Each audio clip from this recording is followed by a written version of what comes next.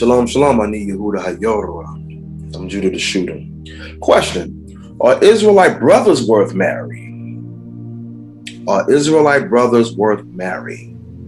Now, ladies and gents, you might be asking yourself, what on earth is he talking about right now? Definitely like, share, and subscribe. Hit the bell so you can be notified every time I make a video. So if you are new to my channel, a little over a week ago, I dropped 2 videos called Israelite Sisters Worth Marrying. As you see, I did a part 1, a part 2, and it was for sisters, tough love video, and it was dealing with the sisters who are in the Hebrew community that are specifically looking to marry a brother in the Hebrew community as well. Okay, so so now I'm going to switch gears. Are Israelite brothers worth marrying? All right. Yeah. Let's talk about that. And once again, this is coming from a brother. Look, let me tell you something. Look, I did a video called Judah the Shootah Expose. I exposed myself, of my faults, mess ups, and things that I've done. I even made mistakes after the video. But it's called growth. And I myself in the past needed to heal. All right. So this is coming from experience. All right. I've messed up even as a husband. Oh man. You get what I'm saying? So we're going to talk about this. All right. This is something that's not been talked about in the Hebrew community. Fact of the matter is, us as men and women, we need healing. We need to heal better. Now, in part 1 and 2 of the series that I did called our Israelite Sisters Worth Marrying, I talked about a book called Healing Better. So definitely purchase that book as well. So we're going to talk about this often. I have brothers who come to me for advice, and I give them advice. And again, this is coming from experience. All right. Now, before we get started, I want to read something that I wrote real quick. Okay, so it says, many of you Hebrew brothers are bitter and cruel. Yo, it shows. All right. I'm going to go ahead and read it, though. It says, and you're never going to find love. Ladies and gents, that's a sad story that nobody wants to read. Let's face it. Some brothers are going to die single. It's just a fact. You're going to die single. All right. But anyway, it says, heal properly first and stop being bitter. That's why she don't want to marry your super brew ass. Brothers, yo, before I continue, wait, if you don't know what a super brew is, let me explain. All right, so in a nutshell, us as the so-called African Americans, we are Hebrews, and the nickname for Hebrew is brew. But you have a super brew. Okay, a super brew is that person with the battery in his back. If you know that saying, he got the battery in his back, he got the cape on. You can't tell him nothing. He is over righteous. He's overbearing. All right, we can just be like, think about it. Somebody can just be sipping a cup of wine. Man, I don't be drinking no wine. X, Y, and Z. Even though wine is not sinful. You get what I'm saying? As long as you drink it in moderation, according to Ecclesiasticus or Sirach, chapter 31, verse 27 through 31. Okay. You can also use it for stomach sicknesses. 1 Timothy 5 and 23. Anyway, so ladies and gents, there's something I want to share. Let me go ahead and share my screen really quick. The book of Ecclesiastes, also known as Ecclesiastes. Yeah, I'm sorry, Ecclesiastes, not Sirach. I apologize. Chapter 7, verse 16, it says, be not righteous, what? Over much. Don't be over righteous. It says, neither make thyself over wise. Why should thou destroy thyself? Like, bro, chill, relax. You're going to run yourself to the grave. You're going to run yourself to the grave. You're going to have serious anxiety. All right. So that would be the example of a super brew. All right.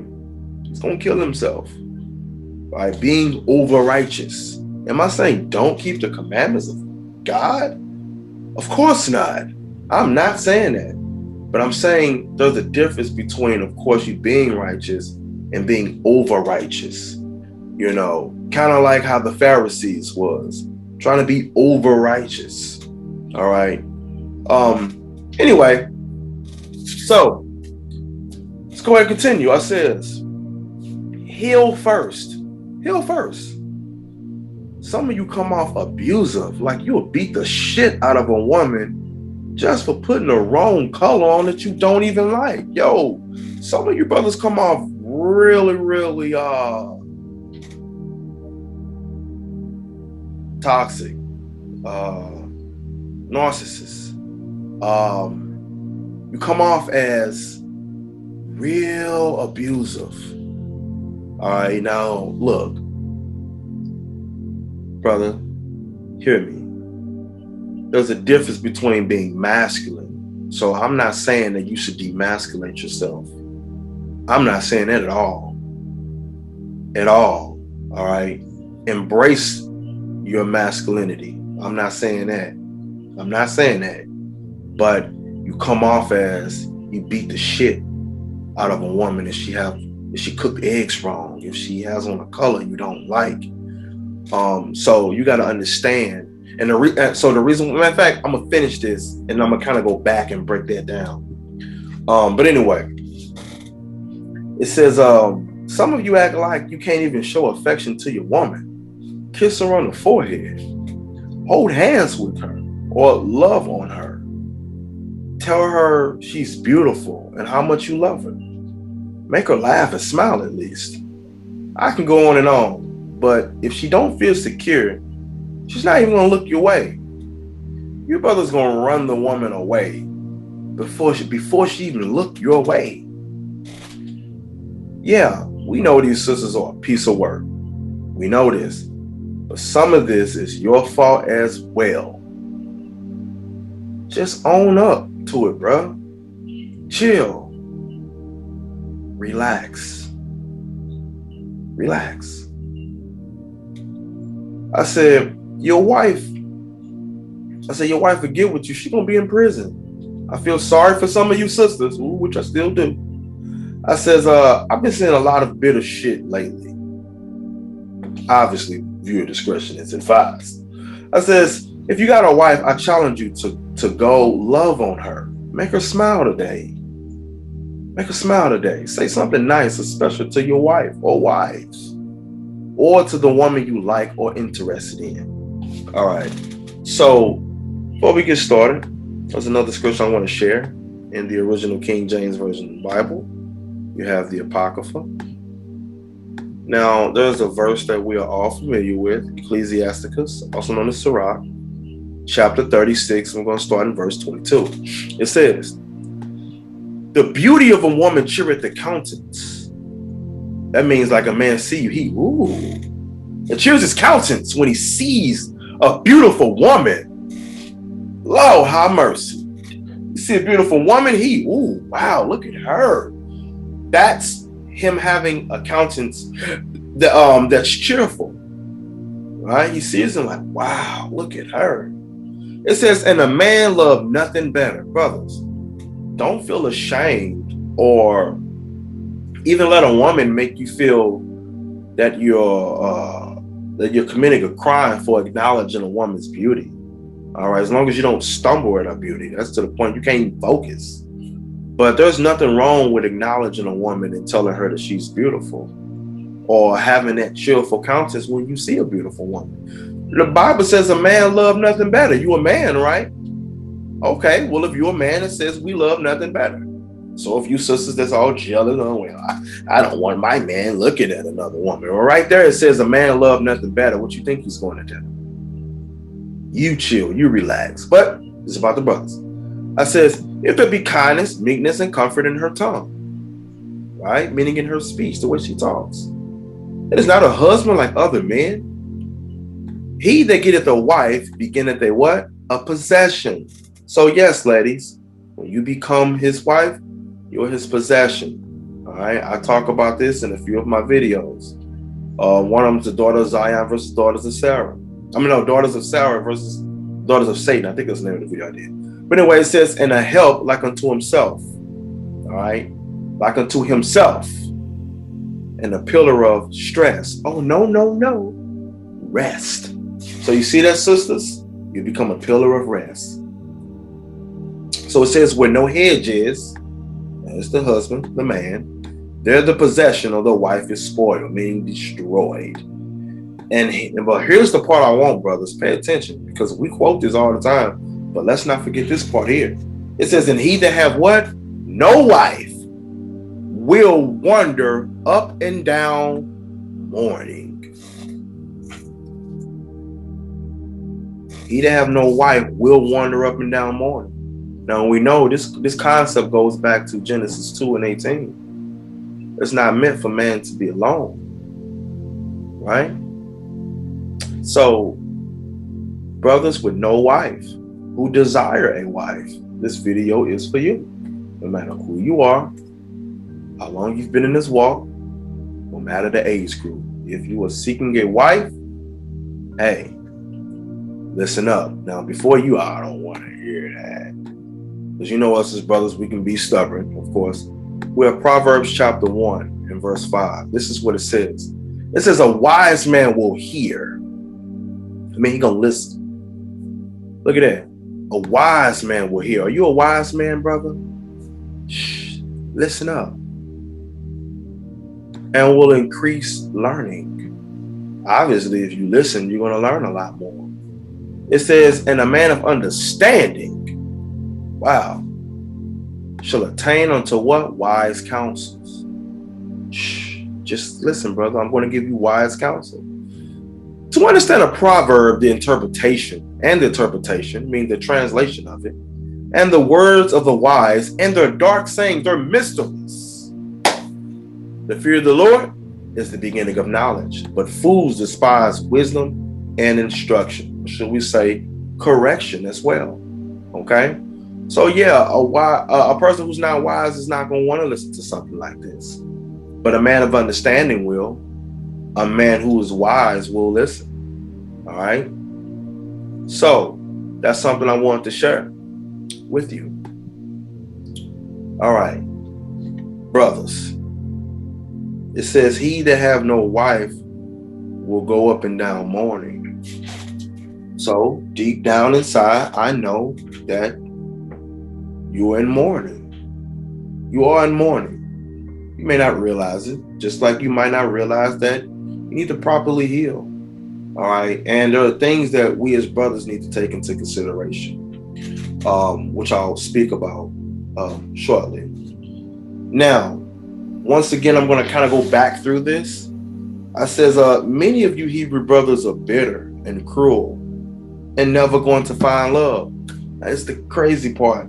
That part don't just apply to brothers with no wife. This also applies to brothers who have a wife or wives. Let us not forget, brothers, that number one, when we're looking at 2 Timothy 3:16, it says, all scripture is given by who? Inspiration of God. So understand that what we'll be going over today, brothers, it's inspired by God. All right. This is a freestyle lesson, right? I'm letting the Spirit speak. All scriptures given by inspiration of God. But look at this, brother. It say, and it is profitable. What's the root word of profitable? Profit. That means it's something that you can gain from this, brothers. Profitable for what? For doctrine. What's doctrine? The teachings, the message. Then it says for reproof. That means this is for you finding evidence as well, bringing out evidence. Then it says there's also profit or profitable for what? For correction. All right, so brothers, take this as a correction. A correction. Then it say for instruction in righteousness. And that's the goal, is to give you instructions in righteousness. What I'm going to tell you will be good advice. Yes, I speak as a man. Every brother wouldn't agree with this. Every brother wouldn't agree with this, but I'm not going to tell you nothing's going to condemn you. Okay. By the Most High. But it says that the man of who? Of God. So this ain't just any man. A man of God. That what? He may be perfect. Thoroughly furnished unto all good works. So brothers, this can help you as a man of God be perfect unto all good works. Okay? So, also, Colossians chapter 3. All right, starting 18. It says, wives, submit yourselves unto your own husbands as it fit in the Lord. Now we know submit, as I always talk about, it reflectively means to obey. So sisters, yes, you have to obey your husbands. Let's look at the next verse. Husbands, love your wives. Husbands, love your wives. Husbands, love your wives, and be not bitter against them. And be not bitter against them. Let's see what bitter means. Okay. Look that up. And bitter, make bitter. To make bitter, produce a bitter taste in the stomach. All right. Render angry. Right. It's you have become a person like Nabal. Okay. And we're gonna deal with that. Nabal. Let's kind of get an example of that really quick about Nabal. 1 Samuel chapter 25, ladies and gents. I want to give you a little small second to get there. Once again, we're going to 1 Samuel chapter 25. I kind of want to get an example of Nabal. All right. Nabal is definitely the person I want to go ahead and start this off with talking about. All right. So, ladies and gentlemen, hopefully you're there. And once again, we're going to go ahead and talk about this. So we have 1 Samuel 25. It says, and Samuel died, and all the Israelites were gathered together and lamented him. All right. It says, and buried him in his house at Ramah. And David arose and went down to the wilderness of Paran. And it says, and there was a man in Maon whose possessions was in Carmel. And the man was very great, and he had 3,000 sheep and 1,000 goats. All right. So let you know, he would be equivalent to today a brother who got money. All right. And he was shearing his sheep in Carmel. Verse 3 says, now the name of the man was Nabal. I want to stop there. Let's see what Nabal means. Click on Nabal. Fool. That's what Nabal means in Hebrew. Fool. Okay. So it says now the name of the man was Fool. Wow. It says, and the name of his wife, Abigail. And excuse me. And she was a woman of what? Of good understanding. So understand, ladies, that this woman here, and just in case you have a husband that's a fool, in case that he's a Nabal. All right. It says that she was a woman of good understanding. All right. And it says, and of a beautiful countenance. But the man was what? Churlish and evil in his doings. And he was of the house of Caleb. So here it is, this man Nabal, whose name is Fool, said that this man was churlish. Let's look up churlish. What does that mean? Comes from the Hebrew word kasheh. Kasheh. It means severe. Look at this. Churlish, cruel. Look at that. Grievous, hard, heavy, impudent, obstinate. See that? Prevailed roughly, sore, sorrowful, stiff, stubborn, trouble. So, brothers, let's not act like we don't see this in the Bible. We can read about a man who was churlish. That means he was too much of a hard ass. He was like fucking Major Payne, you know, on the Major Payne. I think that's the name of the movie. Damon Wayans played in. Just too much of a drill sergeant. Now, look, again, I'm not saying don't be masculine. I'm not saying that. I'm not saying that at all. But I will say you've been overly righteous and you always drill sergeant. Bro, that's going to run you to your grave. That's going to run you to your early grave. It's going to run you to your early grave. Let me tell you why I'm saying that, brother. Hear me real quick. We're going to come right back to 1 Samuel, the 25th chapter. But check it. We're going to go to the book of Sirach. Let me show you what I mean by that. The book of Sirach, and I think it's chapter 30. Yeah, 30. Okay.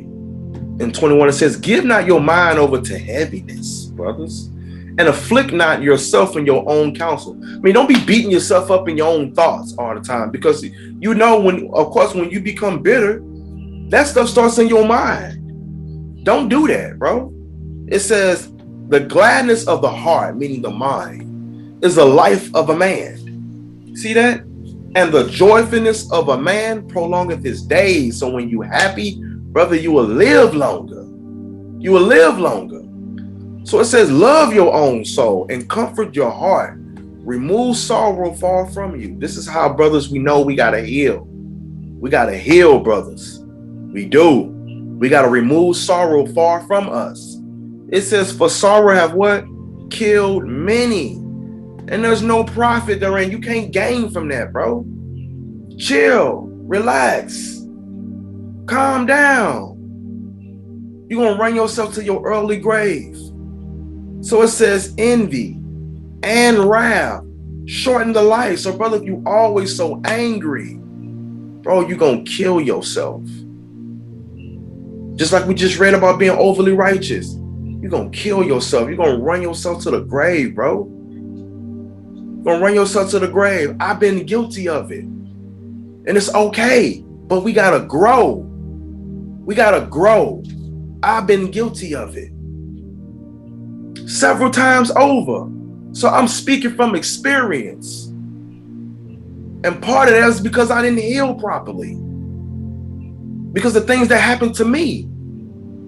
So, bro, we got to grow. I'm being sincere in this. All right, I know I joke a lot, I play a lot and all of that. But this is time to be serious. Time to be serious, brothers. And look, I got on the sisters. I'm getting on us. Bro, we got to get it together. We got to get together. That's just a fact. So it says, and carefulness bringeth age before the time. Carefulness, that's when you on pins and needles. Pins and needles. Carefulness. We call it today anxiety. That's going to bring age before the time. Calm down. Stop being so bitter. You're going to die. You're going to die. That's just a fact. You're going to die. You're going to die. You're going to die. So it says, a cheerful and good heart, meaning mind, will have care of his meat and diet. Bro, there's nothing wrong with us eating better. A part of that plays a role in who we are. You are what you eat. All right? Also, another thing I want to deal with real quick. I don't want to make it too much about sisters, mainly just brothers. So it says, blessed is the man that have a virtuous wife, for the number of his days shall be double. So you see that? It will be as if he lived a double life. So it says, a virtuous woman rejoices in her husband. I mean, she's going to be rejoiceful to him. It says, and he shall fulfill the years of his life in peace, not stress. A good wife is a good portion, which shall be given in the portion of them that fear the Lord. Brothers, you want a wife? Fear God. Fear God. You'll get a good woman. Fear God. So it says, whether a man be rich or poor, so it ain't about how much money you have in your possessions. It says, if he have a good heart toward the Lord, he shall at all times rejoice with a cheerful countenance. At all times, rejoice with a cheerful countenance. If you have a good heart toward the Lord, though. See that?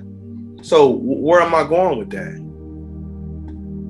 Well, if sisters see that you always so bitter, you always so damn angry, then hey, guess what? She can probably see that right there. You don't have a good heart toward the Lord. Right? One who has a good heart toward the Lord will always rejoice with a cheerful countenance. Always got a cheerful countenance. That means when you see him, he always seems happy. He seems like, yo, hey, I want to be around him, man. Check out his spirit. He's not bitter. He's not bitter. All right? So we're going to talk about this. All right, let's go ahead and deal with this. So we see that Nabal, who was a fool, was churlish, right? So it says, and David heard in the wilderness that Nabal did shear his sheep. And David sent out 10 young men, and David said to the young men, get you up to Carmel and go to Nabal and greet him in my name. Go holler at him. You know, it says, and thus shall you say to him that liveth in prosperity, Shalom, or peace be with you, and shalom be to your bayit, your house, and shalom be to all that you have. Because remember, he had a lot of possessions. It says, and now I have heard that you have shearers. Now your shepherds which were with us, this is what David is telling his servants to go and tell Nabal. We hurt them not, like we ain't hurt them. We ain't touch them. Neither was there aught missing unto them, all while they were in Carmel. Ask the young men, and they'll show you. Wherefore, let the young men find favor in your eyes, for we come in a good day. Give. So he's asking Nabal to give to us, please. I pray thee, whatsoever cometh to thy hand unto thy servants and to your son David. And when David's young men came, they spake to fool on Nabal, according to all the words in the name of David, and ceased. They stopped, right? So remember, the Bible tells us in verse 3 that he was churlish, right? He was churlish. So that lets us know by a churlish man, we know how he's finna respond. It says, and Nabal answered David's servant, saying, who is David? And who is the son of Jesse? There be many servants nowadays that break away every man from his master. Now there was a law in Deuteronomy 23, verse 15, that talks about if a servant ran from his master. So that's what he's speaking about. So obviously we see right here that even this man here kept the law because he knew and understood that law about servants running from their masters, all right, or breaking away from their masters. One case in point is Sirach or Ecclesiasticus 33, real quick. 33 and verse 30, it says, here it is down here. If thou have a servant, let him be unto thee as thyself, because thou hast bought him with a price. If you have a servant, entreat him as a brother, for thou hast need of him as of your own self, meaning your soul. And if you entreat him evil, and he run from thee, which way will you go to seek him? All right. So he understood that concept, obviously. And of course, you got the Deuteronomy 23 and 15. Here, thou shalt not deliver unto his master the servant, which is what? Which is escaped from his master unto thee. All right. So see right here, he should dwell with you, even among you, in the place we should choose, and one of thy gates, when like him best, don't oppress him. All right. So obviously he knew that law and understood that concept. So going back to Sirach 25. First Samuel 25 and verse 10. So it says, Nabal answered David's servant, said, who is David? And who is Jesse? There be many servants nowadays that break away every man from his master. That's what he was talking about. So let's see what fool on Nabal says. Shall I then take my bread? Now bread also comes from the Hebrew word lachem. It means food. Let me show you. The word lachem. Oh, there we go. Bread. Lachem. Food. It also means food as well, brothers. So sometimes you hear me say that. So he's saying, shall I then take my food and my water and my flesh that I have killed for my shearers and give it unto men whom I know not, meaning men who I don't even know? Then he says, no, not whence they be. Now, I don't know where they come from. I don't know. You could have broke away from your master for all I know. I ain't gonna give you something I worked hard for. So it says, so David's young men turned away and went again and came and told him all those things, right? And they said unto his men, and David said unto his men, gird you every man his sword. And he girded every man his sword, and David also girded his sword. And they went up after David. Went up after David, about 400 men, and 200 abode by the stuff. So you see that 200 stayed by the stuff and watch it. David now finna go and kill him. All right? David's finna go and kill him. Okay? David got mad. Oh, you don't want to feed us? And we done treat your people right and all of that? Cool, pack up, we finna go get him. So it says, but one of the young men told Abigail, Nabal's wife, saying, behold, David sent messengers out of the wilderness to salute our master. And he railed on them. Look at that. Blah, blah, blah, blah, blah. So that lets you know right then, he was going off on them. It says he railed on them. It says, but the men were very good to us. This is what he's telling Nabal's wife. Like, man, he treated us good, man. He wouldn't go holler at the servant, salute to him. He done went off on them. But they was good to us. He says, and we were not hurt, neither missed anything as long as we were conversing with them when we were in the fields. Don't start none, wasn't gonna be none. They were a wall to us, both by night and day. See that? They even protected them. All while we were with them, keeping the sheep. Look at that. It says, now therefore therefore know and consider, what will you do?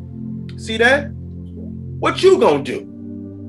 For evil was determined against our master. Because remember that David and them ready to go get him. And against all his household.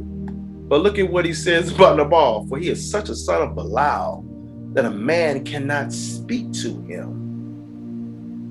So, brothers, we can read about a man who kept the commandments of God, an Israelite brother who was churlish, evil in his doings, couldn't tell him nothing. He was so bitter, a bitter man, chaotic. Let that sink in. And sisters, read the story. Abigail still kept order, though. She still kept order. Still kept order. She didn't buck up against them either. All right? But check it, though. I want to send a message, though. And brothers, you know who you are. All right? It's all over the community. You know who you are. Are you bitter to your wife? Or are you a Nabal? You know what happened to Nabal? You know what God did to Nabal? Let's see about that. Let's jump down to 38. All right. So we're going to jump down to verse 38. And let's see what happened. It says, it came to pass about 10 days after that the Lord smote Nabal that he died. Brother, you want to lose your wife? You want to lose your wives?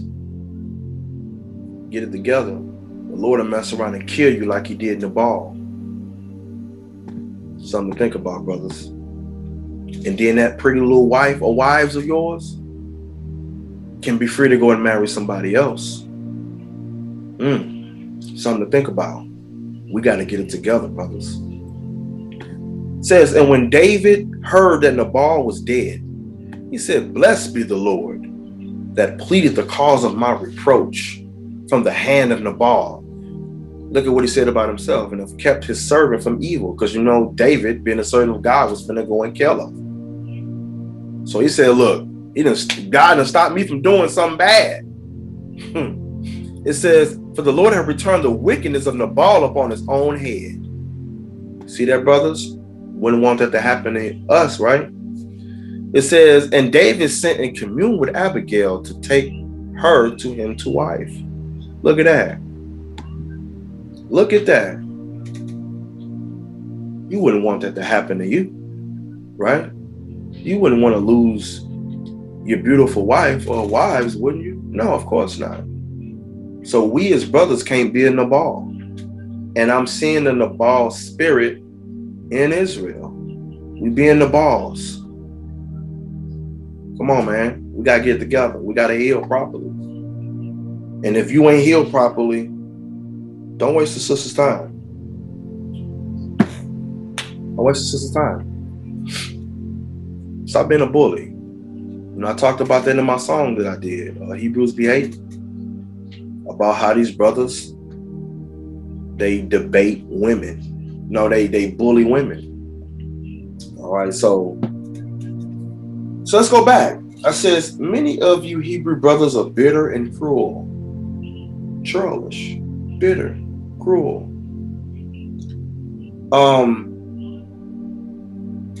And you're never going to find love. Look, one thing that sisters, for the most part, can discern is that toxic behavior that you brothers display when you are coming into the truth. Okay?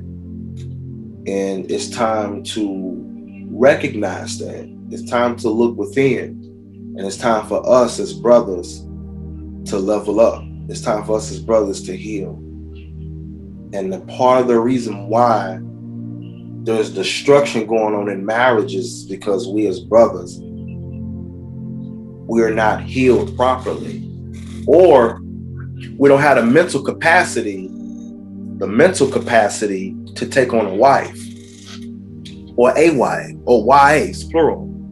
Brothers, if you don't have that mental capacity to help the sisters heal, then you probably should just be single. We know a lot of our sisters have gone through a lot. She's gone through abuse, maybe in her own home, maybe from her own father. Maybe she didn't even have a father, right? So dealing with sisters that are damaged and broken, if you gonna take that woman as a wife, then it's our responsibility to help that woman heal, to help that woman heal better. We got a great responsibility, and we got to get it together. If you're going to take that woman on, and we do that and cleanse her through the word of God. But of course, sisters, if you watching, you got the willing to be able to go through thick and thin with that brother and understand that he himself also is healing, and he may not realize it. So you got to be patient. You got to be the Abigail. And if he don't get it together, the Lord gonna do him like he did Nabal. That's including myself. Nobody is above correction. If I don't get it together, if I don't get my shit together, the Lord will take me out of here. And my wives will be free to go and marry somebody else if that's what they choose. So brothers, we gotta get it together before the Lord do us like he did Nabal. Think about that. We got to get it together. And this is before I start talking about what I really want to talk about. This can go both ways for married men and men who are seeking to be a husband. Okay? So, that's what I wrote. I says, heal properly first. Stop being bitter. Oh, wait, one more thing. That's what I want to touch bases on. You got a lot of brothers that do desire polygyny, the practice of more than one wife. Great. But if you don't have the mental capacity, if you ain't healed, if you don't have the wisdom to sustain that, then brother, it's going to be over before it started. It's going to be over before it starts. All right? So you have to have the mental capacity to be able to do that. You really do. I'm going to be talking about it in my book. It's going to be called, I'm going to be doing a book, Most High Will, it's going to be called The Unwritten Rule of Polygyny. The things you need to consider, or you probably should consider before taking on another wife if that's what you want to do. But I guarantee you, if you don't have the mental capacity, it will be over before it starts. Not even just polygyny, but monogamy, marriage itself. All right? We have to be patient. All right? So, for example, let's deal with that real quick. Let's go to Galatians. All right. The book of Galatians. What are you, Galatians? Here we go. Galatians 5 and 22.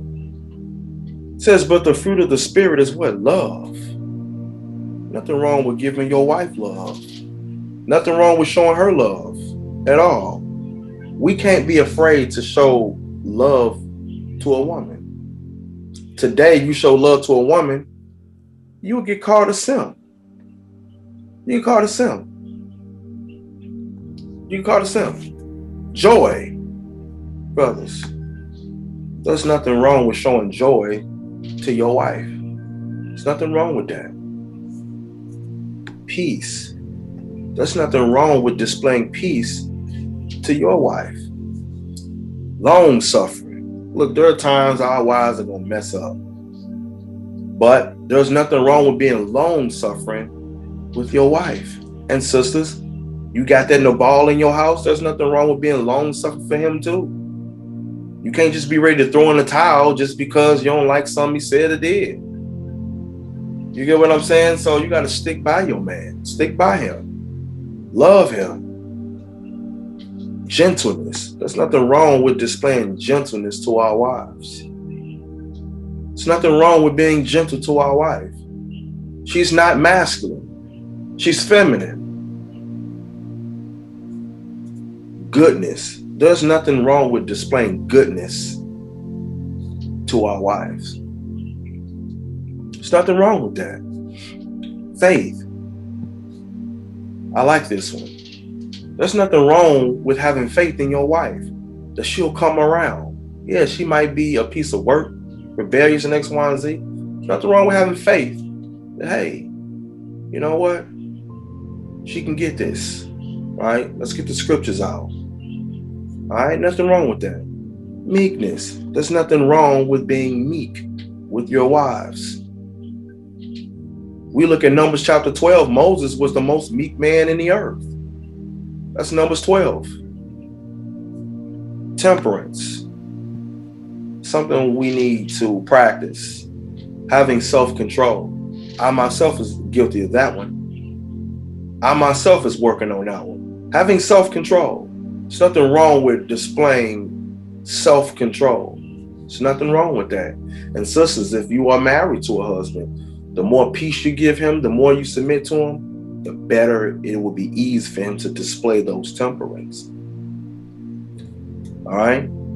So sisters, encourage me. When you look at 1 Peter 3 and 1, it says, likewise, you wives, be in subjection to your own husband. That means submission. That if any obey not the word, so you got a husband that is not obeying the word.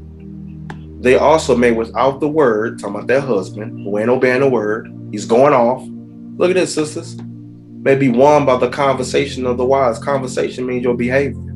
So even when he's going off, your behavior matters because you can win him over while he's being in the ball. Look at what it says about that husband that ain't obeying the word. While they behold, that means he's watching. You're chaste. That means disciplined. Conversation. Behavior, your conduct, your demeanor. Coupled with fear. That means terror. That means you are not going off. You are not only you obeying him, but look at what you're doing. With fear. See that? There's nothing wrong with that. But look at verse 7. Likewise, you husbands, dwell with them according to knowledge. Nothing wrong with teaching them, brothers. Nothing wrong with that. Giving honor unto the wife as unto the weaker vessel. The weaker vessel. And as being heirs together of the grace of life. That your what, brothers? That your prayers be not hindered. Want God to hear your prayers? Guess what you got to do? It just told you. So that your prayers don't be hindered. See that? That your prayers don't be hindered. Let's look at Sirach, also known as Ecclesiasticus in the Apocrypha, chapter 28. And read this chapter on your own time. Because this chapter, it hits home. Okay, so it says, he that revenge shall find vengeance from the Lord, and he will surely keep his sins in remembrance. Keep that in mind, brothers. It says, forgive your neighbor Forgive your neighbor the hurt that he hath done unto thee. So shall your sins also be forgiven when you prayest. See that? One man beareth hatred against another, and doeth he seek pardon from the Lord? He show no mercy to a man, which is like himself. And doeth he ask for forgiveness for his own sins? If he that is but flesh knows hatred, who will entreat for pardon for his sins? Remember your end, and let enmity cease. Remember corruption and death, and abide in the commandments. And abide in the commandments. That's something that we as a people need to understand. Sisters, one thing you need to understand, and remember, read this chapter. In verse 15, it says, a backbiting tongue have cast out virtuous women and deprived them of their labors. So that can go two ways, brothers. Be careful who you have your wives hanging around, because a backbiting tongue have gotten women like that who were virtuous divorced, got them cast out, and everything that they worked hard for. See that? So that's something that, hey, we need to acknowledge as well. But look at this entire chapter. Look at this entire chapter. Look at this. Man, this whole chapter go hard for real. So it says, and hasty contention kindle a fire, and a hasty fighting sheddeth blood. If thou blow a spark, it shall burn. But if you spit on it, it shall be quenched. It's like Proverbs 15:1. A soft answer turneth away wrath, but grievous words stirreth up anger. Brothers, we got to keep that in mind. All right, but anyway, it says, and both of these come out of your mouth. Curse the whisperer and double tongue, for such have destroyed many that were at peace. See that? So we got to watch that. We got to watch that. But read that entire chapter and ask yourself, is that talking about you? Could be. Could be. All right. So, oh no, matter of fact, before I read this, one more thing I want to deal with. Ephesians 4:31. Book of Ephesians, chapter 4, verse 31. It says, 31 there, it says, let all bitterness and wrath and anger and clamor, look at that, clamor, it's full of noise, and evil speaking be put away from among you with all malice. Look at that. And it says, and be ye kind one to another, tender-hearted. Look at that, tender-hearted, forgiving one another, even as God, or just like God, for Christ's sake, have forgiven you. See that? That's how we should be.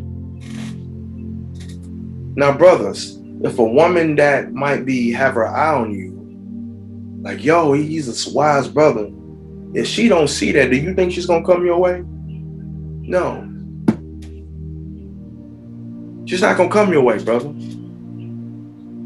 Remember, say, he that have no wife shall wander up and down mourning. So I know part of that reason why y'all being bitter is because you in mourning. Because you in mourning. Someone may have hurt you in the past. Someone may not have hurt you in the past. You may have seen things, but all that is trauma. It's all trauma. And we got to heal from that.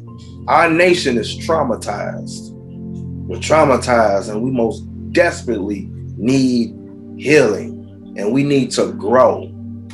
We need to grow. We need to be more tenderhearted, more forgiving, kind to one toward another. And I've been guilty of every single thing mentioned. Every single thing. But it's called growth. We got to strive to be better. Strive to be forgiving. It's going to be a battle. But we got to win this battle. We got to win this battle. Definitely got to win the battle. Okay? So, let's go back. Once again, I said heal properly first. And stop being bitter. That's why she don't want your super bro ass.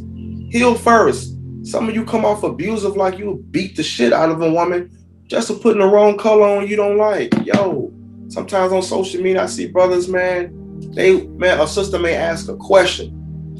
Boom! They just blow up.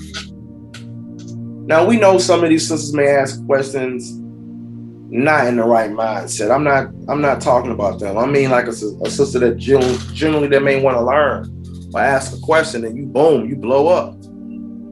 One, you're running yourself to the grave because of what we've been reading. Come on now. Remove sorrow far from you. Part of it is because you're bitter. You hurt. You hurt. It's time to put that away from among you. Now, there are a lot of sisters that has gone through abuse. We know brothers been going through abuse, but this is mainly, again, I'm talking about the brothers because you got brothers that looking for a wife, and some of the things you do and say can hinder you from that. Okay, so you have brothers, y'all come off as abusive, like you will straight beat your woman down, and that very well may not be true.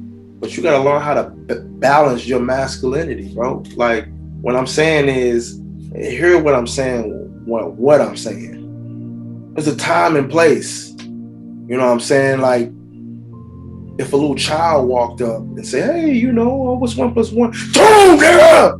You're not going to do that. Not to no child. You're not going to do that. You're not going to do that. So understand that a lot of our sisters are wicked, but a lot of our sisters are striving not to be wicked anymore. And a lot of them are hurt, and a lot of them are broken into pieces. So understand that 9 times out of 10, if you get a wife, man, you repairing some of them pieces back that was broken from her past. That's what it is. That's what it is. So it's things that you got to keep in mind and understand that some of them are broken and need healing, but you got to have wisdom to discern to know the difference.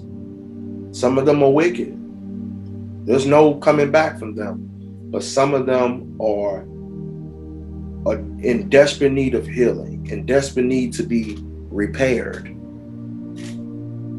It's just the truth. Think about it. If her mom was a scallywag and her grandma was a scallywag and all she hung around was scallywags, right? All she know is scallywag behavior. But her coming to the truth is a step forward, right? So understand that her having the scallywag behavior, there are things that you're going to have to help her with. But you're going to have to be strong enough to do it. You're going to have to be strong enough to do it because think about it. If you don't help that woman heal, that's going to cause chaos in your house. Right? What if her last person that she was with or she grew up seeing mental abuse and physical abuse? That's all she knows. That's all she knows, which means what? That means that hypothetically speaking, if you now there's nothing wrong with you raising your voice. Now look, raise your voice if you need to, but if you raising your voice at your woman, correcting her, and she's still damaged, guess what that's gonna do to your household, bro? I think you know the answer to that. So some of these sisters is coming into the truth, switching their life over like that, but they still brought that baggage with them. They still brought the baggage with them. And some of them are quote unquote working on themselves. But you and I both know that the best way for her to work on herself is being up under you. Being up under you. So in the beginning, it may be those tears. It may be those anger. Why? Because here it is. She's now coming up under your household. She's following your rules, right? But what you're doing is you're cleansing her. You're dwelling with her according to knowledge. And eventually, yeah, she might not like it. But we can't be bitter though. We can't be churlish. We can't be in the ball, bro. We can't be in the ball. So if the sister's damaged and she see you in this bitter behavior, man, look, bro, she ain't gonna look your way. She's not gonna look your way. You're gonna be a brother. It's gonna be alone. You're gonna be alone. And you're gonna die alone. You can say, yeah, it's cool. But he that have no wife will wander up and down mourning. So you can fool me. You can fool other people. But at the end of the day, you got no companion. End of the day, you alone. End of the day, you're not fully completed. So anyway, I said some of you act like you can't even show affection to your woman. Yo, I've spoken with brothers and you would be surprised they don't even kiss their wife. Don't even hold her hand. None of that at all. They like straight robots and look at it like, well, I don't see that in the Bible, so I'm not gonna do it. Yo, hey, bro, chill, relax. I saw a post of a sister. I don't even know her, but I think her name was maybe Shalina. And in here, matter of fact, let me see if I can find it really quick, because she posted in this group. And in the group, she said something really really powerful. Really powerful. I definitely agree with the sister. So if you're watching this, sister, shout out to you. Let me pull it up. Okay, here we go. I'm in the group now. But she said something that was really, really powerful, and I understood where she was coming from. People were arguing under the post. And it's funny because the sister actually brought this to my attention. Give me 1 second, guys. I'm trying to find it. Okay. I got an idea how I can find it. Wait, I think I'm getting close. I think I'm getting close.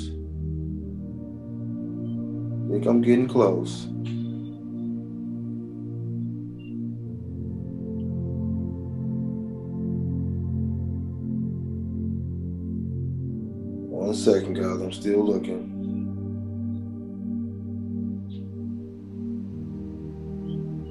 Here we go. Yeah, her name is Shalina. So check this out, brothers. You may agree with it, you may not. All right, but understand, if you're looking for a wife, part of the thing is when dealing with our sisters out here, whether we agree with them or not, whether we feel that they're on bullshit or not, we gotta listen, we gotta observe. All right, because by us listening and observe, we learn from it. All right. She says, I cannot be with someone who doesn't show me affection. Now, me personally as a man, I feel the same way. I can't be with a woman who's not affectionate. She has to be extremely affectionate, because I'm an affectionate type of man. But anyway, she says, if you too hardcore to show me love, you can keep whatever it is that you call it. No one wants to be made to feel like a robot. Like she's only used for his sexual pleasure. No affection. So she's speaking of no affection. Pay attention. It's easy to be like, oh, what you talking about? Listen what she's saying. She says, hold on, wait 1 second. I had a call. So it says, no affection or emotion involved. You just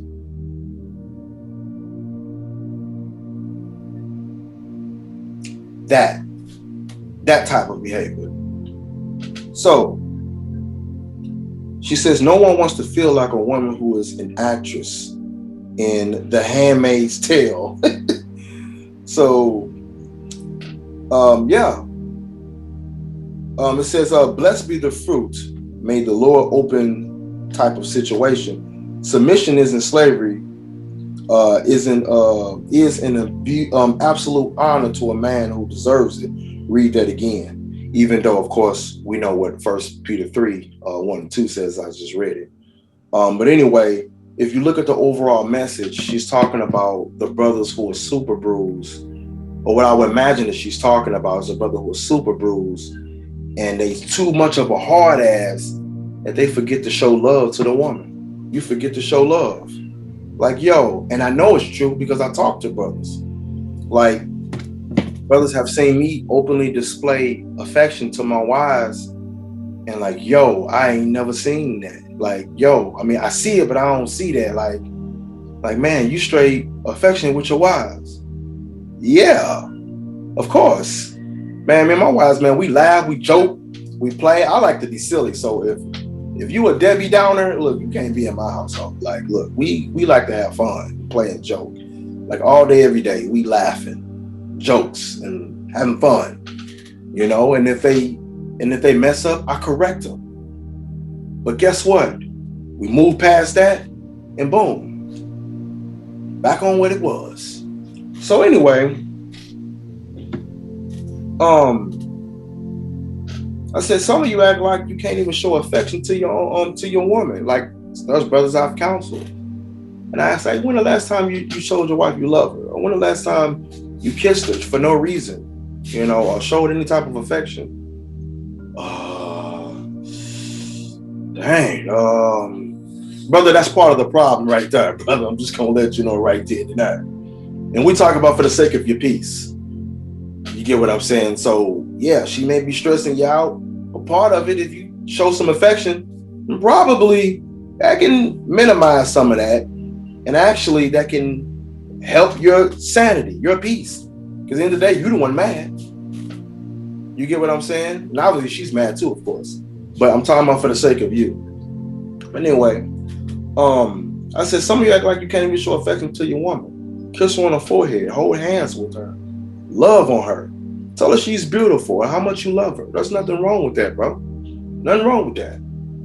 I love to do these things. To me, that's law. I got to do that. Like, hey, straight up. Nothing wrong with rubbing her feet. Nothing wrong with that. There's nothing wrong with that. Nothing wrong with rubbing her back or caressing her back. Nothing wrong with that. But anyway, I said make her laugh, smile at least. I can go on and on. But if she don't feel secure, she's not gonna look your way, brother. She's not gonna look your way. You brothers gonna run the woman away before she even look your way. Brothers, look, you know us as men, we want submission. We want obedience. We want a rule. But guess what, bro? That woman that you too busy trying to chase, she might not look your way because she don't feel secure. They look for security. We look for submission. So if you ain't got her, might be part of the reason why. Maybe it was with brother, but if she's been damaged and she's been beat, how is she gonna feel secure with coming into your household when she see your behavior, when she see the way you move? Huh? How's she gonna want to get to know you when she see you being a over-righteous, overbearing type of brother? Now, we not talking about these wicked women. We know some of these wicked women is looking for an excuse to be like, see, right here. Nah, sweetheart, we ain't talking about that brother over there that you talking about. He was righteous. You just didn't want to obey because you're evil and you're wicked and you're out of order. But no, I'm talking about brothers that are striving to be righteous. Yeah, we know we're going to make mistakes. And we're going to keep making them. I'm going to make mistakes after this video. That's life. But sisters is too. Sisters is too. So here it is, bro. If you are overbearing, bro, she might not feel secure with dealing with you. She might not feel secure with dealing with you, bro. You gotta work on your approach. Your approach, hey, is getting you in the friend zone.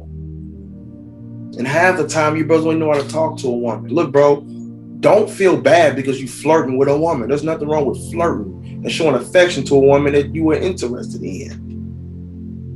If you keep shalom akwab, shalom akoti, bro, she hear that all day, every day, bro. She ain't finna talk to you. You gonna get friend zoned. Period. You gonna get friend zoned. So there are sisters that are looking at like, yo, he was just like dude in the world. The difference is he got on fringes and say shalom. Is he worth me going to get? I could have stayed with little Johnny up the block. Think about that, bro. You might run her off right back into little Johnny's hands. Why? Because you're so fucking overbearing. Now, there's nothing wrong with correcting your woman. There's nothing wrong with rebuking her sharply when she's been extremely wicked. Nothing wrong with that. But there's a balance. And a lot of you brothers are so bitter that you haven't learned the balance, or you're not even trying to find the balance, or you haven't even acknowledged that you have to balance yourself. You're over righteous, bro. You're overbearing. You're overbearing. You gotta find that balance. You mean tell me you don't want to make her smile, you don't want to make her laugh, you don't want to see her happy? You know what I'm saying? You get what I'm saying, bro? Like, there's nothing wrong with that. It don't make you a simp, bro. It don't make you a simp to show your woman affection. It don't make you a simp to show your woman that you love her. That don't make you a simp, bro. It don't make you a simp. All right. So, where we at? Yeah, I said you brothers gonna run a woman away before she even look your way. Bro, you may see a woman that you're interested in, but she already seen how nuts you are. She ain't even gonna look your way. And now you too busy trying to get her attention. Shalom, sis. Ignore. And now you mad because she don't want to talk to you. And then what you do? Boom. You know. You rail on her. And now she really like, oh, I'm glad I escaped and dodged the bullet. I dodged the bullet. She probably did. Because you probably would beat her ass. I'm against domestic violence. I'm real against that. Straight up. You feel you gotta do all that, bro. Hey, look, y'all need to separate. For real. And if you feel you're gonna be doing your next woman like that, you need to take a chill pill and relax. Because some of the women can see that behavior. Why? Because they've spent half their life going through it. Half their life seeing it. Half their life hearing about it. So some of them can see that type of behavior. You got to remember, a lot of these sisters are fragile. So them seeing that and went through that, yo, they're going to be a lot hesitant toward dealing with you. Stop taking advice from brothers that don't fit the criteria you listening to. They're going to have you single and alone and bitter. And so much time going to pass, you're going to grow bitter and bitter and bitter. Before you know it, your heart going to grow cold. And at that point, you didn't want to even conversate with a woman. Why? Because your heart has grown so cold. So cold. It's going to wax worse and worse. You got to check it. There's a difference between correcting the sister and being overbearing and just fucking wicked, bro. Come on, man, get it together. So anyway, I said, yeah, we know these sisters is a piece of work. We know this. Look, we know some of y'all sisters are a piece of work. And try to find every excuse to be like, oh, I ain't going to obey. Hold on one second. Okay, there we go. But yeah, we know some of y'all a piece of work, and you're worse than some of the sisters that ain't even in the truth. All right, you come in the truth and you get worse, and you get around sisters that's even worse, and you start taking advice from sisters who are not even wise, and sisters that are bitter, and sisters that haven't been healed. And what happened? You grow cold. We just read in Sirach 28:15 that that here it is, virtuous women have been cast out from a backbiting tongue and everything that she labored for. Don't be that sister. So, well, we get, I said, yeah, we know this sisters are a piece of work and we know this, but some of this is your own fault. I'm talking about you, brother, some is your own fault. I said as well, just own up to it, bro. Chill, relax. Some of you brothers have been so bitter. If you end up making these sisters like that, bro, you made their hearts turn cold. I've seen cases of brothers with, oh, well, you know, baby such as marriage, had sex with her and skip town. Skip town.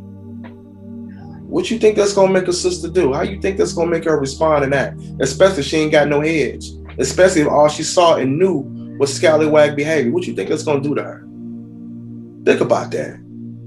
There are some things that us as men do that fucks their heads up.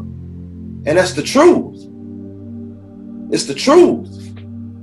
Now, neither one man or woman has the past to still be wicked, even though, you know, one may have done something to the other. Evil for evil, vengeance for vengeance. We just read that in Surah 28. Ecclesiastes 28. But we can't sit up and act like that we, as men, haven't done things to a woman, ain't dogged out a woman in the past. We can't act like that because it's the truth. It's the truth. It's the truth. So what they do, they go form an alliance with some of these other wicked sisters or sisters that have also been beat on or, you know what I'm saying, nearly killed. And you get what I'm saying? And before you know it, now you got a whole bitter circle. And then what they gonna do? They're gonna backbite and they're gonna eventually get to some of these righteous sisters and they're gonna be overthrown. And they ain't even gonna be cast out. So we as brothers, look, there's nothing wrong with trying to help our nation heal to the best of our ability. Yeah, we know it ain't gonna be easy, but look, we got a job to do. Our job ain't easy, but damn it, this is what we gotta do. What we gotta do, it ain't gonna be easy, but we gotta learn to be more patient. Long suffering is one of the fruits of the spirit. Yeah, it hurt, but look, we gotta be long suffering. We do. But sisters, that don't give you a pass. If you watching this, they don't give you a pass to be wicked and evil and be like, oh, wait on me to get right. No, Lord will take you up out of here like he did in the ball. So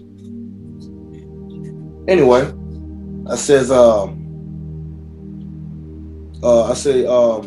your wife get with you and she gonna be in prison. I feel sorry for some of you sisters.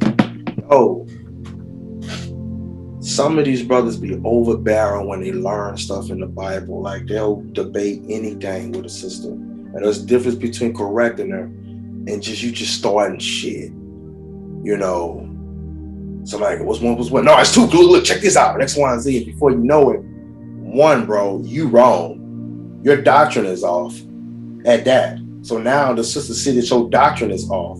She see that Negro, oh my gosh, this dude here, I can't argue with him because if I say something back, ask him a question, I'm going to look at it like I'm rebellious, right? So sometimes, bro, it's you. Sometimes it's your ass. Sometimes it's you. And if you find yourself getting into it with every damn sister, then you probably need to say, all right, well, damn, how did this happen? Sometimes it might be more than she was wicked. It might be because of your overbearing ass. Maybe try a different approach. Maybe try a different approach. There's a sister, I ain't gonna mention her name, but she went off on a brother on a post. And I spoke with her on the phone, but the approach that I gave her, it made her realize like, dang, you know what? Okay, I could have handled that better. You know, I've been so used to doing an X, Y, and Z. And I'm like, yo, sis, there's power in submission. There's power in submission. You know, but I gave it to her from a different perspective. Sometimes, yo, hey, bro, we can try a different approach. I've been guilty of it, trust me. So I know. But sometimes that different approach just may work. Sometimes it just may work. Just may work, brothers. Let's turn to Proverbs. Real quick. Proverbs 15. Proverbs 15, verse 1. Okay? Let me get you a second to get there. Okay. It says, a soft answer turneth away what, brothers? Wrath. Wrath. But grievous words, what that do, brothers? Stir up anger. Stir up anger. Look at that. A soft answer turneth away wrath, but grievous words stirreth up anger. The tongue of the wise useth knowledge aright, but the mouth of fools poureth out foolishness. Poureth out foolishness. Look at that. Let's go to Proverbs, Proverbs 25, actually. 25 and verse 28. It says, he that have no rule over his own spirit. Look at that. It's like a city that is broken down and without walls. That's the city that's going to be destroyed. So there's nothing wrong with being able to rule your spirit, bro. Let's go to Ecclesiastes. Not Sirach, but Ecclesiastes. All right, chapter 7. What is it, 9? Yeah, look at this. Right there it says. Matter of fact, I'm going to start in 8. It says, better is the end of a thing than the beginning thereof. And the patient in spirit. Brothers, we got to display patience. It says, and the patient in spirit is better than the proud in spirit.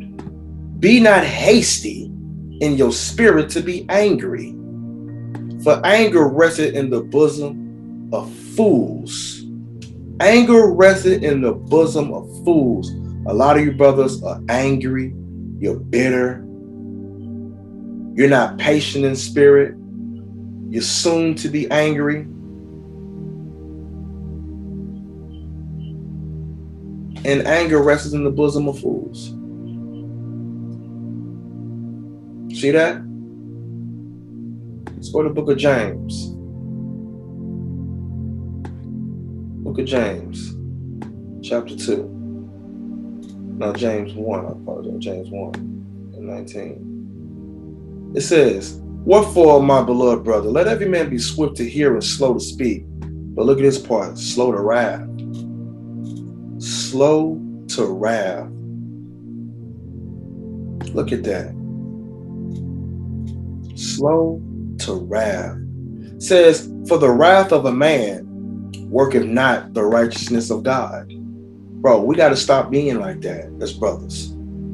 It says, wherefore lay apart all filthiness and superfluity of naughtiness, and receive the meekness of the grafted word, which is able to what, brothers?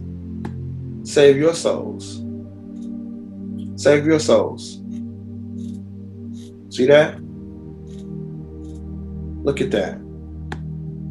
We got to be more patient. We got to be more patient. That's what we got to do, brothers. And get this. Sometimes we may see sisters being off. We may see that. But guess what? There's also a time and place for something. Look, check it out. Look at it. It says, there is one that keepeth silence and is found wise. I mean, he ain't said nothing. It says, and another by much babbling becometh hateful. Bro, I see this all the time. And notice, nobody don't like your ass. It says, some man hold his tongue because he have not the answer. I mean, he just don't know. But look at this.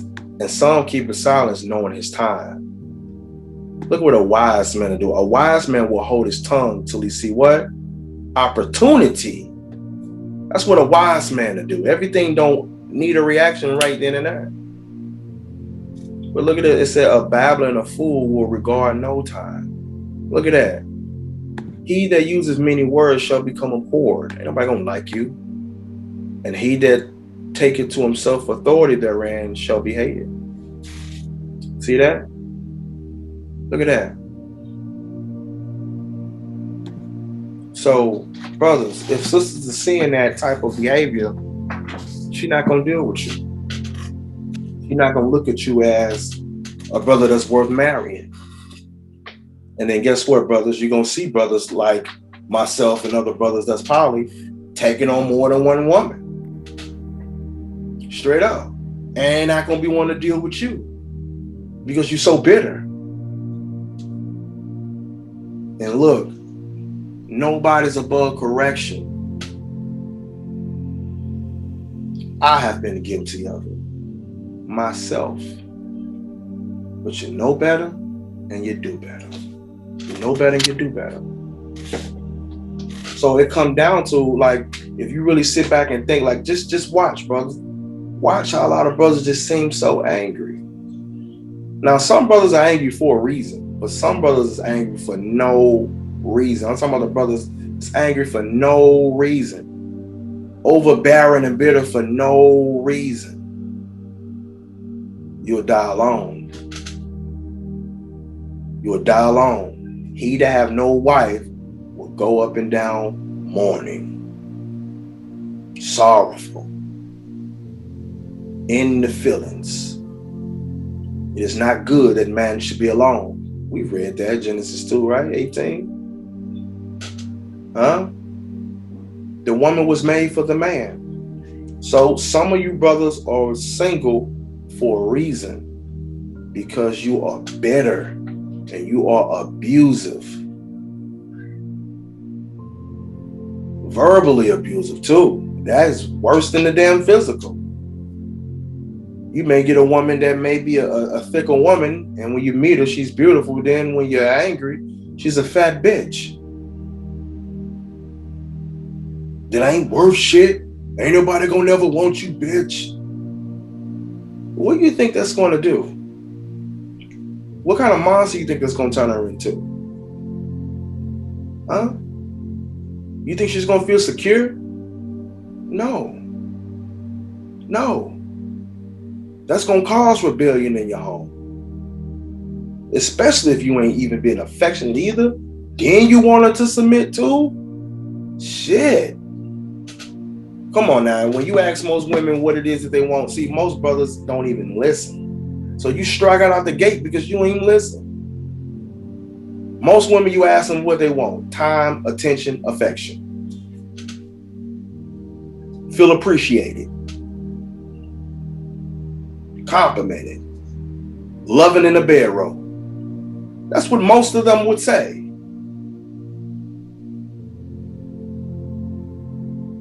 But guess what, bro? If you've been abusive, verbally abusive, bro, you're never going to find love.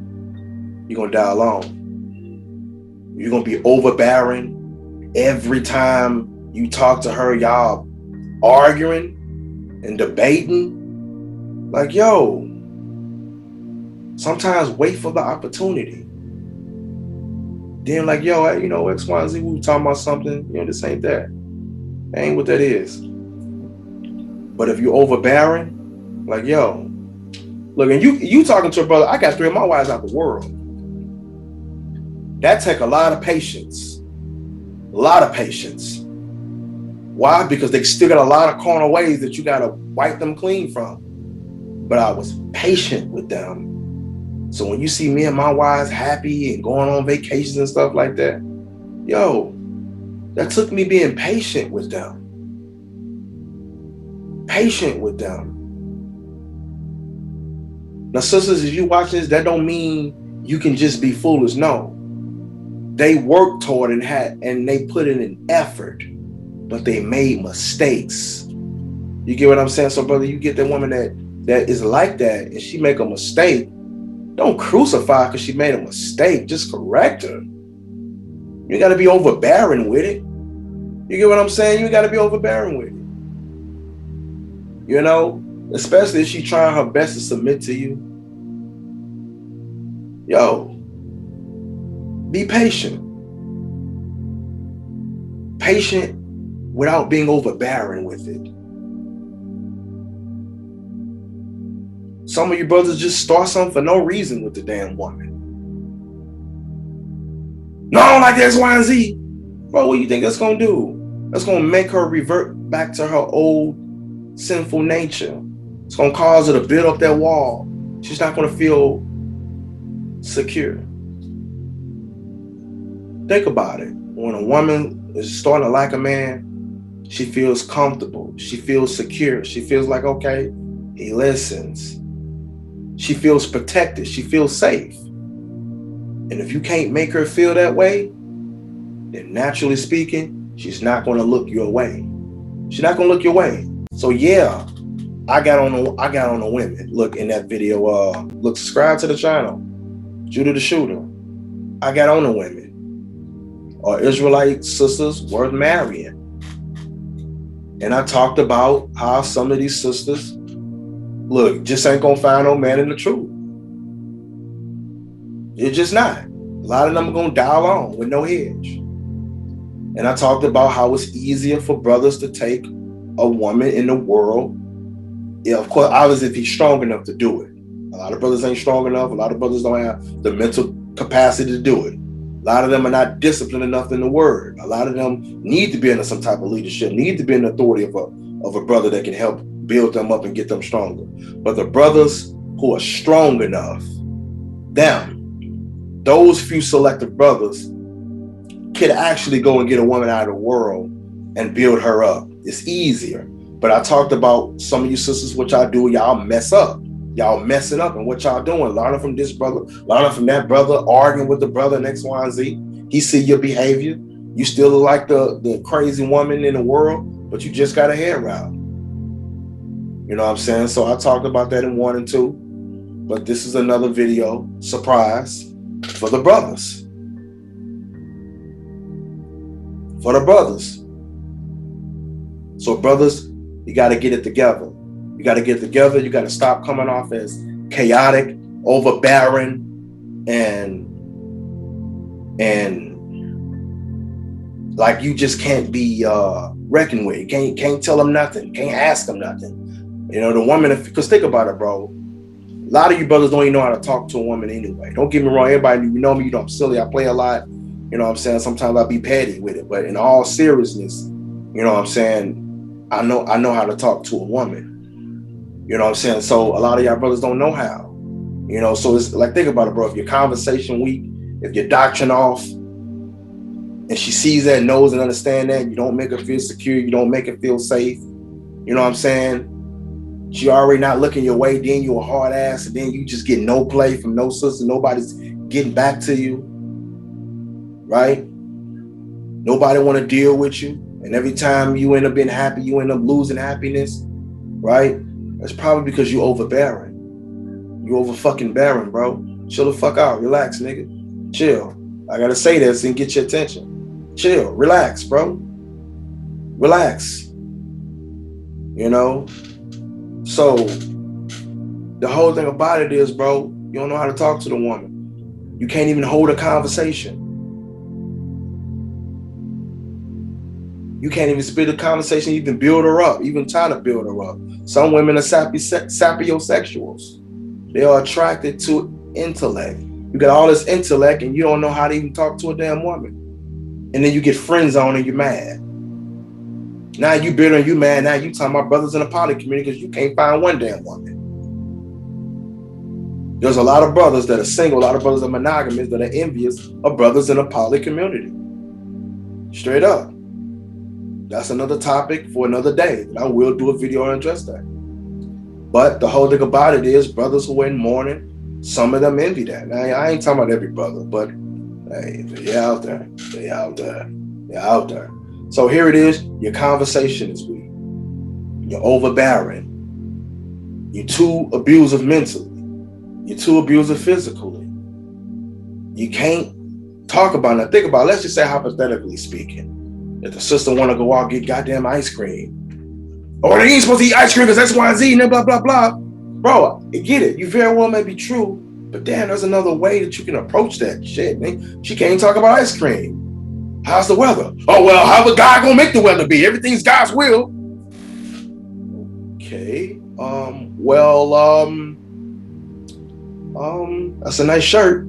Well, you can't say shirt. X, Y, and Z. You know what I'm saying? It gotta be 100% cotton. Okay. So now at that point, she don't know what to say to your dumb ass. Goddamn, bro, you're a fucking robot. You stupid nigga. And I gotta say this because that gets you brothers' attention. Now she don't even know what to say. So then next time y'all talk, shalom, shalom, shalom. She leave you on red. Or she don't even text you back. Call you back, answer your calls. You too overbearing. You too overbearing. You too overbearing. So it's like, yo, I don't know what to say to this dude. Anytime I have a conversation with him, it turns into an argument. Like, yo, what do you expect a woman to do? What's your expectations? Every time you talk to her, y'all argue. Or you boom, boom, boom, boom, boom, boom. Whooping her ass. Coming down upon her. Taking a Bible and wow. What do you think's gonna happen? How do you think about it? So she's already a woman who ain't never submitted to a man in the world anyway, or probably have, but been traumatized. You about to make her, boom, push right into a corner.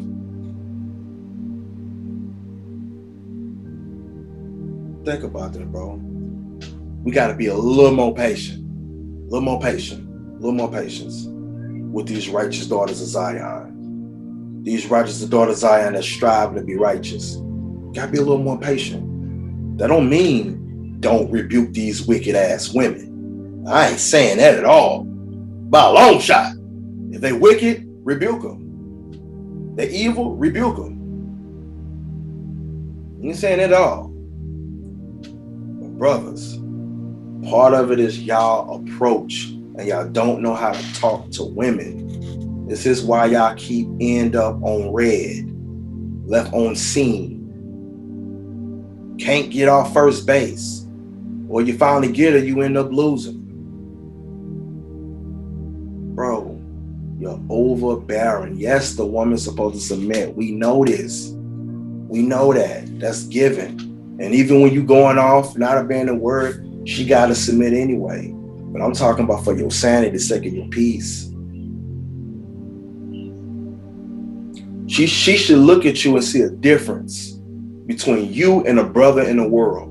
If she don't, then that's probably a problem. It's probably a problem. And the problem might be her. But it might be you too.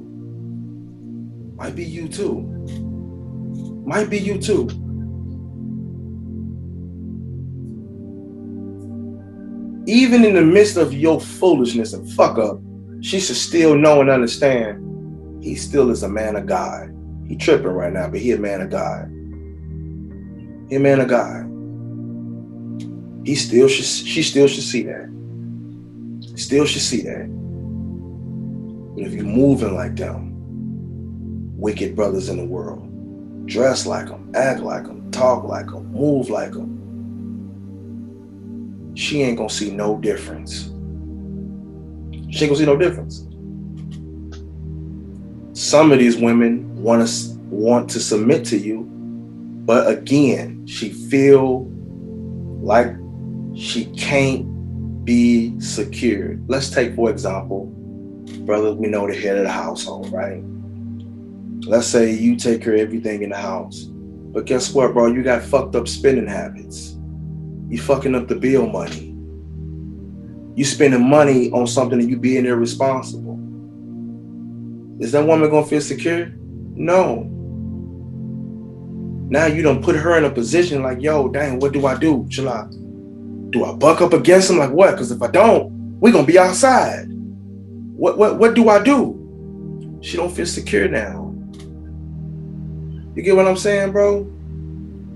So that sometimes, brothers, we do dumb stuff and we can be a fuck up in the area. Bro, there's nothing wrong with saying, babe, look, take care of that. You got that. Because I'm gonna mess this up.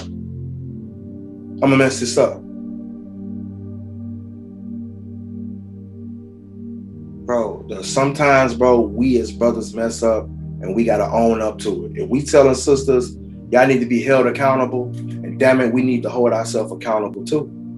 We do. You know, we really do.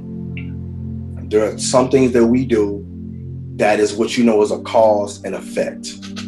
Cause and effect. Some of the women that's out there that's trying to be righteous, you're going to drive them right back to their wickedness. You're going to make them go back and be a dog that went back to his own vomit. Why? Because you're so overbearing. So overbearing. And it's not the excuse for some of these wicked sisters that are demons that say this too. No, some of them are just demons. And some of them are just wicked. And some of you brothers are too, though. You niggas and fringes. You are worse than you was before you put on fringes that remind you to keep the law. You're overbearing, bro. So yes, she'll ask that question, are Israelite men worth marrying? Is he worth marrying?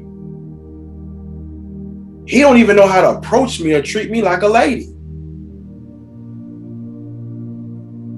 Come on, bro. Get it together. A lot of brothers is just marry a woman and skip town on her. Let's not act like we don't see that. They'll marry and skip town on the sister.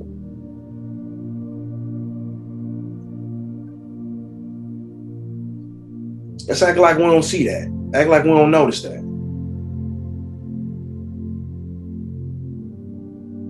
Come on now. Sisters, nothing wrong with doing a background check on a brother. Check to see if he got a criminal history. Do he got a record of abuse, arson, child molestation? Nothing wrong with that. Because you got to also understand that, yo, hey, if you finna be dealing with this brother, and let's say if you got a child, your child is coming to the house around this man. And if you see them red flags and you still pursue that, shame on you. Shame on you. Shame on you. But brothers, get it together. It's not too late. Don't be in the ball. Because if you're in the ball,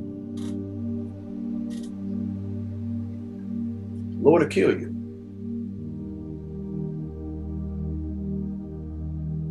One of the things I want to discuss is a meme that I made. I actually made this January 5th, actually. That's the date there. So it says, first take a look at the picture. All right, because you know how they say, a picture tells 1,000 words. It speaks 1,000 words. So it says right now, it's a woman whom everyone envies because she has a good man at home. What they don't know is she is in prison and is scared for her life because he beats the shit out of her and used the Bible to justify beating her ass, all while the world envies her. Beautiful marriage. Look at that. She feels that he beats her because he loves her, and that one day he'll stop as he promised to do. Behind that beautiful smile, her heart and her face and body aches because of the bruises that she has because of the one who loved her and said he would love her like Christ loved the church. Think about that. In the public eye, everything's fine. But in private, she has a black eye under all that makeup. Verbal abuse is just as worse. Look, if this is you, run, run, run before this nigga kill your dumb ass. Good dick ain't worth your life. He won't stop until you die. It's a meme that I made back in January. Over here in this corner. Because right now there's a woman that is going through this right now this here. And is completely damaged from the inside out. From a child, she was abused, and all she knows was abuse. Maybe her own father abused her. Maybe her own mother abused her, verbally or physically. Maybe the only time she ever feels love is when someone is verbally abusing her physically. Since this is all she has went through her entire life, she lashes out in verbal abuse, physical abuse, because all she knows is abuse. A good man comes her way and she won't even recognize him, because all she sees is the one who beat her ass and nearly killing her after he told her he loved her. Maybe the sister wants love and wants to be loved, but is afraid of being in marriage. Brothers, listen up. Brothers, listen up. Maybe the sister wants love and wants to be loved, but is afraid of being in marriage, where she is in prison because what? Of his hands and his threats. Having a hedge is great, but having a hedge that is going to kill you isn't great one bit. Because you know, we always talk about a hedge. That ain't great though. Say what you want about me and polygyny and having multiple wives all you want, but one thing we don't do in this house is this. Oh no. Right now in the world, there's a beautiful sister who looks so good with her beautiful smile on social media.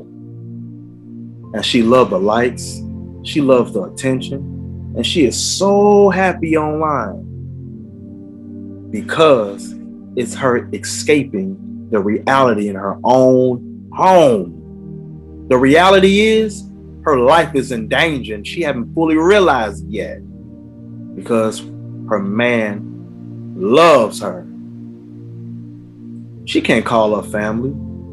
She broke bridges with many people. And everyone think that she is okay because she is so strong. She is so happy.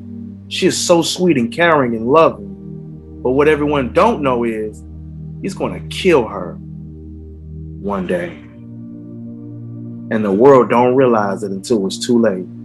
And at this point, everyone will care and everyone will say she could, should have reached out. You know how they be. I should have reached out. Right? Should have reached out to me. Everyone is going to say what they would or should have done to the man who did this. Look, check on these people even if you suspect that their life is in danger. Because if you don't, then guess what? You'll be the one wishing you did. So whoever see this message, or shall I say hear this message now, I'm bringing out, take this seriously. Sisters, I'm going to keep it a buck with you. I mean, I'm going to keep it 100 with you. I'm going to be real with you. Some of these men are single because of them beating the crap out of every woman that they was with. In other words, these women wised the hell up and left. In other words, he wheeled her in with his charm and beat her down shortly afterwards. Yeah, I believe in polygyny, multiple wives. But let's be honest, brothers. Some of you brothers are not fit for one woman. Can't even treat her right. Well, let's read that again. Some of you brothers are not fit for one woman. Can't even treat her right. And not emotionally stable to handle one woman. How you want 7 wives? You're not even emotionally strong enough to deal with a situation like that. You can't even handle your one. You think your good dick gonna keep this going? No. Let that part sink in. A lot of you brothers are not even emotionally stable enough to even handle poly if it came your way. But that's okay, brothers. Don't bite more than you can chew. You are not ready to mentally take on this and build these trauma-filled sisters up and repairing them. You haven't even repaired yourself. It won't last, brother. Stay monogamous or single. Polygyny is beautiful, But so is only having one wife if that's all you can handle. Don't do it just to say, look at me, y'all. I got more than one wife. Don't do that, bro. Why? Look at what I say. It won't work. Emotionally, you can't take this challenge on. But brother, look, that's okay. That's okay. Monogamy is beautiful too. Having one woman, the only desire in one woman, is just as beautiful. Don't bite more than you can chew. I said you have to be born to do this. Yes, you will make mistakes on the road either way, and sometimes more than once. I mean, that's typo. But you learn from them and you grow. But if you're not able to grow, like what I've been talking about in this video, growth, leave this polygyny lifestyle alone and stick to one woman or be single. Brothers, you are going to end up killing a sister if you don't listen to me. And you will be in jail or in the grave. Yeah, I know I joke a lot on Facebook just to stir y'all up and block y'all ugly ass. It's fun for me. But one thing I don't like is to hear stories like this. But a lot of people know, I joke a lot, I play, you know what I'm saying? But I don't like hearing stories like this. I said, no, there is no one who I know who was going through this, which is true right now. I just felt the need to take a serious moment out since I've been going in, to say, hey, check on your sisters, mothers, cousins, or friends whom you suspect, or maybe not suspect, is an abusive marriage or relationship.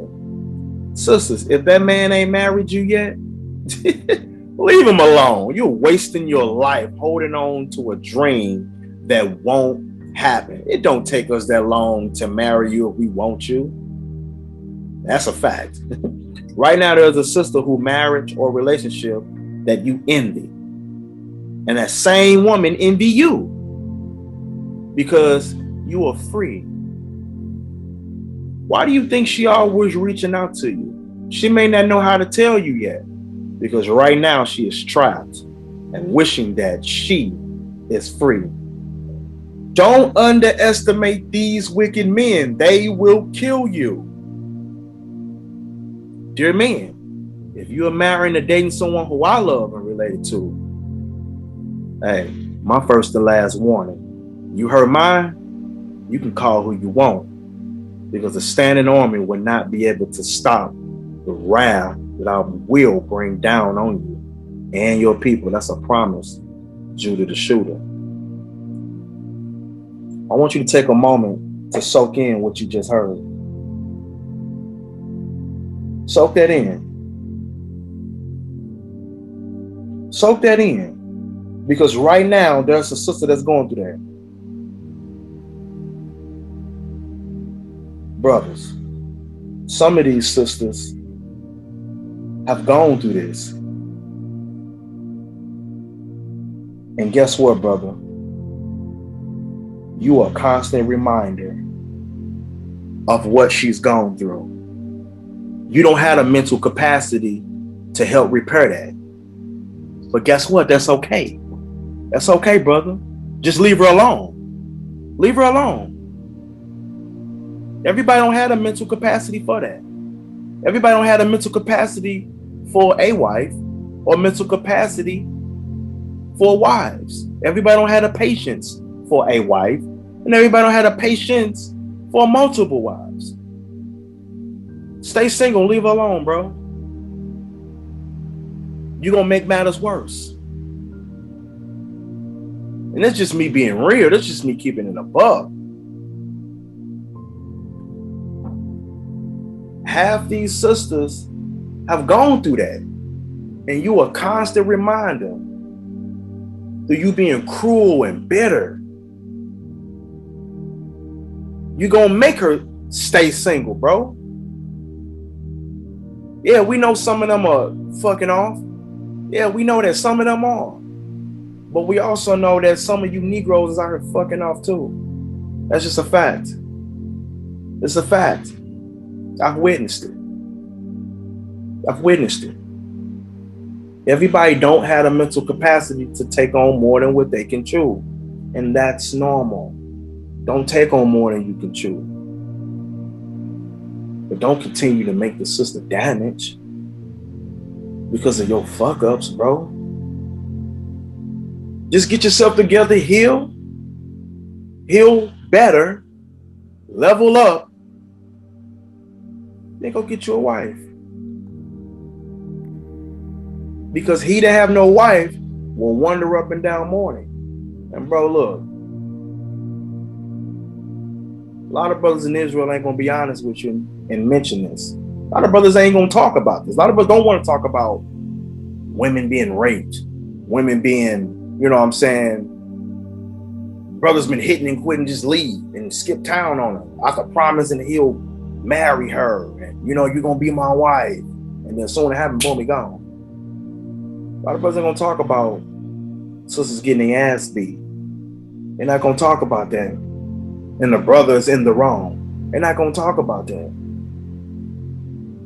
Think about it, we'd be so quick to get on the sisters when they go off, but we gotta get ourselves together too. Yeah, I play and joke a lot. I even get on the sisters too. But guess what? I'm getting on the brothers too. Get on myself. Don't be afraid to show affection to your wife. I show affection to my wives all the time. Tell them how I appreciate them and how much I love them and adore them. I mean everything to me. And there's nothing wrong with expressing that, how you feel. Nothing wrong with that. I've made mistakes as a husband multiple times in the past, multiple times. But we know better and we do better. Because brothers, again, if you're being the ball, brothers, if you being the ball, the Most High gonna kill your ass.